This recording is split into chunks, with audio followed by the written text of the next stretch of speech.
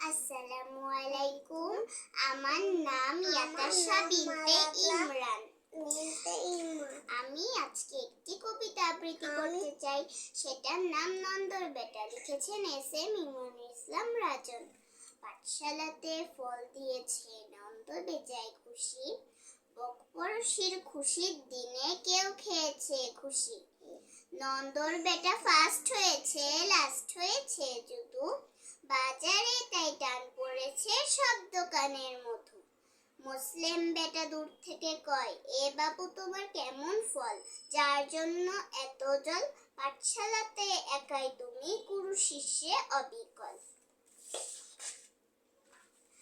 কাঠঘর যত পুড়িয়েছি জানো, বেটা কি করেছি ফার্স্ট, কার এত সাধ্য আছে ভাববে আমায় লাস্ট।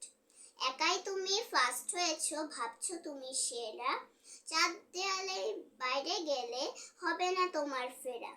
নন্দর আজ আফসোস হয় এই ছোট্ট ভেবে, কত স্বপ্ন শেষ করেছি একখান বেটার লোভে। মিথ্যা দিয়ে সব গড়া তাই নেইকো সেথায় বিশ্বাস, বেটার হাতে শেষ হলো আজ নন্দর বাবুর নিঃশ্বাস। ধন্যবাদ।